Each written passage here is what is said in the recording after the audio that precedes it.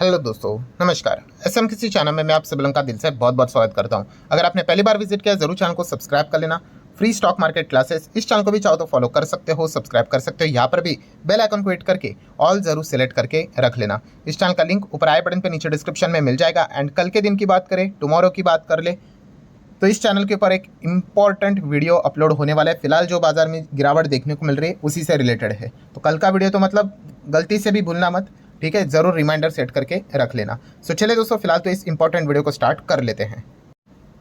तो ठीक है दोस्तों, अभी हम लोग आ चुके हैं बिल्कुल हमारे नॉर्मल स्क्रीन के ऊपर। फिलहाल तो क्या ही बोले, आप सभी लोगों को पता ही है बाजार में तो एकदम ही अच्छी खासी गिरावट हम लोग को देखने को यहाँ पे मिल रही है। एंड मैं इस चीज़ को बार बार रिपीट करते रहूँगा क्योंकि वो चीज़ें आपके दिमाग में फिट होनी चाहिए। कौन सी चीज़ें?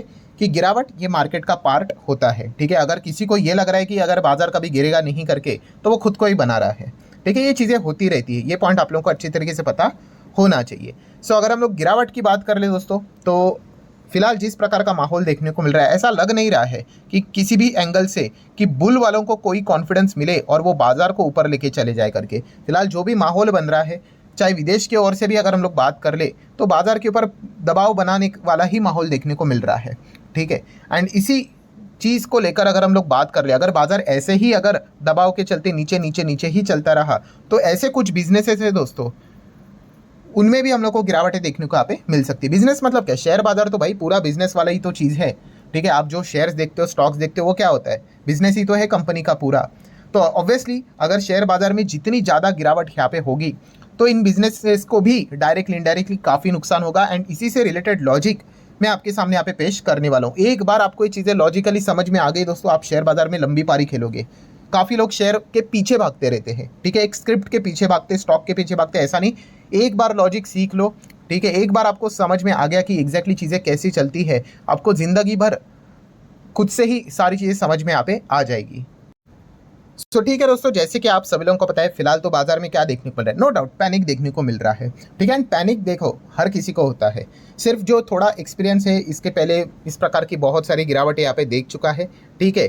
सो वो थोड़ा सा रिलैक्स रहता है कि हाँ भाई, इसके पहले चीज़ें देख लिए, होती है भाई गिरावट, अभी क्या ही करे, बाद में क्या रिकवरी भी यहाँ पे हो ही जाएगी। कब तक होगी वो किसी के हाथ में तो नहीं होता है। हाँ, बट एक बिगिनर की अगर हम लोग बात करें, जिनके लिए नया नया फ्रेश एक्सपीरियंस है भाई, उनके लिए तो मतलब पैनिक वाली बात तो यहाँ पे बन ही जाती है। सो इस चीज़ के चलते क्या होता है दोस्तों, कुछ बिजनेसेस को नुकसान हो जाता है। जैसे कि देखो, बहुत सिंपल सा लॉजिक है, किसको होगा? डीमैट अकाउंट वाली कंपनी को दिक्कत होगी, ठीक है। क्या कोई इस माहौल में डीमैट अकाउंट ओपन करते हुए देखने को मिलेगा? डेफिनेटली मिलेगा, बट हाँ, वो वाला आपको रिस्पांस नहीं मिलेगा जब बाजार में एकदम बुल रन रहता है, बाजार एकदम टॉप लेवल पे भाग रहा है, एकदम हरी हरी हरी हर जगह पे हरियाली देखने को मिल रही। नहीं, ऐसे वाले माहौल में सबसे ज़्यादा डीमैट अकाउंट होते हैं। ऐसे अभी का जो माहौल है उसमें भी ओपन होंगे, ऐसा नहीं आएगा कि भाई डीमैट अकाउंट जीरो ओपन किए करके फ्रेश नए डीमैट अकाउंट, वहाँ पर भी डेटा आएगा। बट अर्लियर डेटा के चलते अगर आप कंपेरिजन करोगे तो आपको ज़रूर वीकनेस साफ देखने को यहाँ पे मिल जाएगी, ठीक है। एंड इस चीज़ के चलते जो ये ब्रोकिंग वाली कंपनियां हैं, जो ब्रोकर्स है, जिनका पूरा धंधा शेयर बाजार से रिलेटेड ही हम लोग को देखने को यहाँ पे मिल जाता है, ठीक है, तो उनके ऊपर हम लोग को नेगेटिव इम्पैक्ट आराम से देखने को यहाँ पे मिल जाएगा। अगर बाजार की स्थिति अगर ऐसी ही चलती रही, बाजार अगर ऐसे ही दबाव में अगर चलता रहा, तो डेफिनेटली उनके लिए हम कह सकते हैं कि मतलब सिचुएशन थोड़ा सा हम लोग को ख़राब देखने को यहाँ पे मिल सकता है। बट याद रखना हमेशा कि ये कोई एंड नहीं है, ठीक है, ये हमेशा पार्ट होता है लाइफ का। तो वैसे ये पार्ट हम लोग को शेयर बाजार में भी देखने को यहाँ पे मिल रहा है। तो ब्रोकर की अगर हम लोग बात करें तो इसमें चाहे आप फुल सर्विस की बात कर ले, डिस्काउंट ब्रोकर की बात कर ले, किसी की भी बात कर ले, इनमें से बहुत सारे प्लेयर शेयर बाजार में लिस्टेड भी है, ठीक है। तो डेफिनेटली उनके बिजनेसेस के ऊपर आने वाले नंबर्स के ऊपर आप लोगों को इंपैक्ट पड़ते हुए देखने को जरूर मिलेगा, ठीक है। एकदम कॉमन सेंस वाली बात थी, कोई ऐसी बात थी कि रॉकेट साइंस वाली, बिल्कुल भी नहीं। देन अगर हम लोग बात करें और कौन सी बिजनेसेस कंपनीज को फर्क पड़ेगा, तो वो है डिपॉजिटरीज।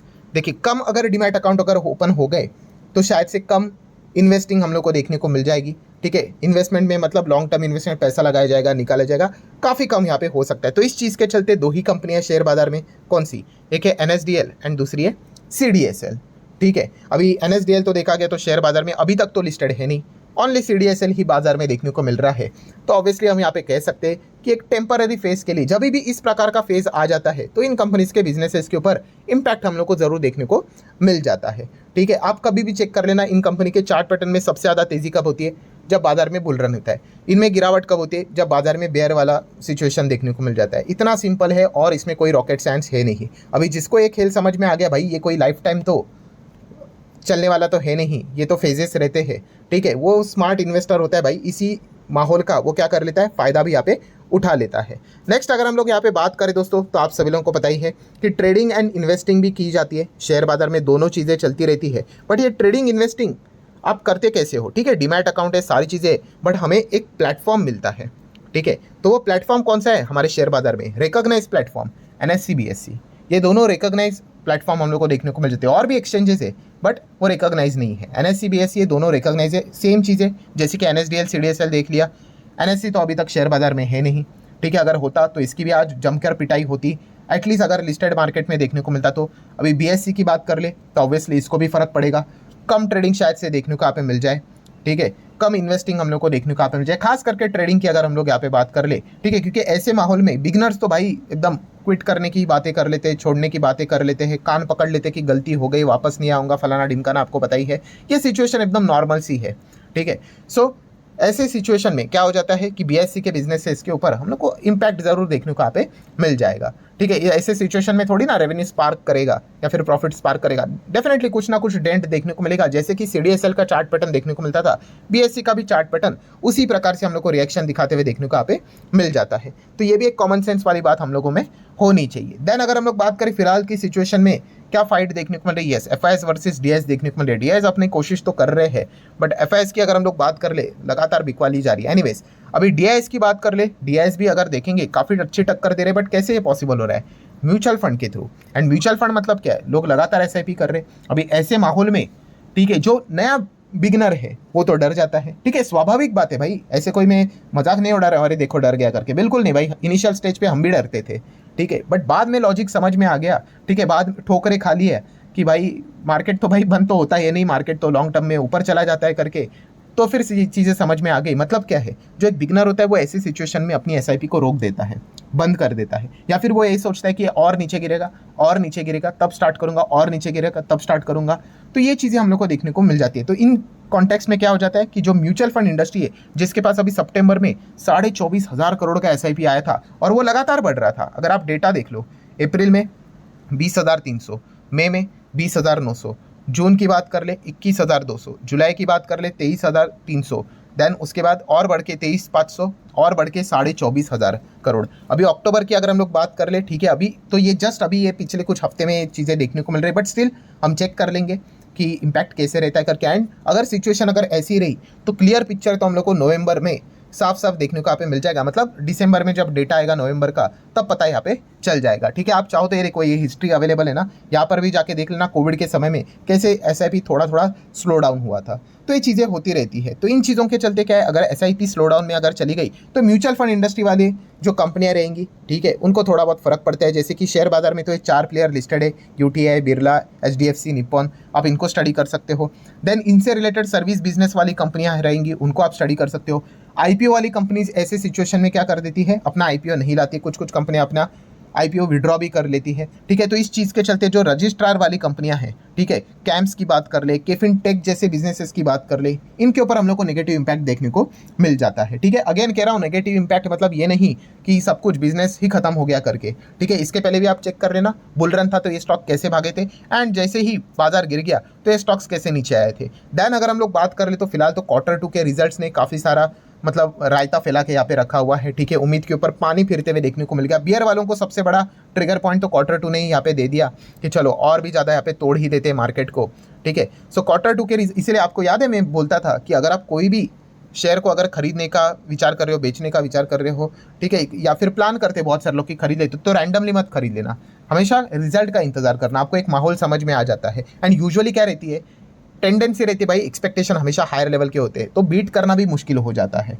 ठीक है। सो Q2 के रिजल्ट्स की बात कर रहे तो बहुत सारे कंपनी के नंबर खराब आ रहे हैं, बट बैंकिंग इंडस्ट्री के नंबर सबसे ज़्यादा हम लोग को पिटते हुए देखने को यहाँ पे मिल रहे हैं। तो जो बैंकिंग स्टॉक्स है वो काफ़ी ज़्यादा प्रेशर में आ रहे हैं, जो कंपनीज के नंबर भी नहीं आए वो भी हम लोग को गिरते हुए देखने को यहाँ पे मिल रहे हैं, NPS बढ़ते हुए देखने को मिल चुके हैं। सो एक रीज़न हम लोग को देखने को यहाँ पे मिल जाता है, ठीक है। देन अगर हम लोग बात करें FIS DIS, तो फॉरेन इंस्टीट्यूशनल इन्वेस्टर ये लगातार बिकवाली कर रहे हैं। अभी FIS के पास अगर देखा गया तो मेजॉरिटीली लार्ज कैप कंपनी हम लोग को ज़्यादा देखने को मिल जाती है, इसलिए तो वो बिकवाली करते हैं, तो इंडेक्स लेवल पे ज़्यादा प्रेशर देखने को मिलता है। अगेन कह रहा हूँ, इसका अर्थ ये नहीं कि उनके पास स्मॉल या फिर मिड नहीं है, उनके पास स्मॉल कैप मिड कैप भी है, बट ये सबसे ज़्यादा उनके पास जो एक्सपोजर होता है वो लार्ज कैप फंड का होता है। कितने सारे जो इंडाइसेस भी बनते हैं, MSCI इंडाइसेस की अगर हम लोग बात करें या फिर FTSE की अगर हम लोग बात कर ले, ठीक है, ग्लोबल लेवल के ये इंडाइसेस है, ये लार्ज कैप की ओर ही हम लोग को ज़्यादा देखने को मिल जाते हैं। तो FIS का पैसा भी लार्ज कैप में होता है, इसीलिए लार्ज कैप कंपनीज ज़्यादा हम लोग को पिटते हुए देखने को मिल रहे हैं। एंड अगर वो पिटे तो वो बाकी भी अपने सेक्टर्स के जो जितने भी कंपनियां हैं उनको भी नीचे लेकर चले जाते हैं। तो कंक्लूजन क्या है दोस्तों? कंक्लूजन ये है कि अगर बाजार की स्थिति अगर ऐसी ही बनी रही, ठीक है, तो इन कंपनीज के लिए, इन बिजनेसेस के लिए हम यहाँ पे जरूर कहेंगे कि सिचुएशन हम लोग को खराब होती हुई देखने को यहाँ पे जरूर मिलेगी। अभी इसमें स्मार्ट इन्वेस्टर कौन होगा भाई? जिसको ये समझ में आ जाता है कि भाई बिजनेस ये एक एक्सटर्नल इशू है, ठीक है, इनका कोई इंटरनल इशू है नहीं, सिचुएशन नॉर्मल भी हो जाती है, खराब भी हो जाती है, वर्स्ट भी हो जाती है, कमबैक भी हो जाता है। सो जो अच्छे बिजनेस है वो आपको बहुत अच्छे अच्छे सस्ते दाम में भी यहाँ पे मिल जाएंगे। सो जो स्मार्ट इन्वेस्टर होता है इन सिचुएशन का फायदा उठाता है, और जो स्मार्ट नहीं होता है वो क्या करेंगे? वापस आ जाएंगे, जब वापस स्टॉप बनेगा फिर वापस खरीद लेंगे, फिर वापस नीचे चला जाएगा, और वो कहानी चलती रहती है। सो आशा करता हूं दोस्तों ये वीडियो हेल्पफुल लगा होगा, लॉजिक समझ में आया होगा, तो चाहो तो लाइक एंड शेयर कर सकते हो। मिलते हैं कल, तब तक के लिए बाय बाय।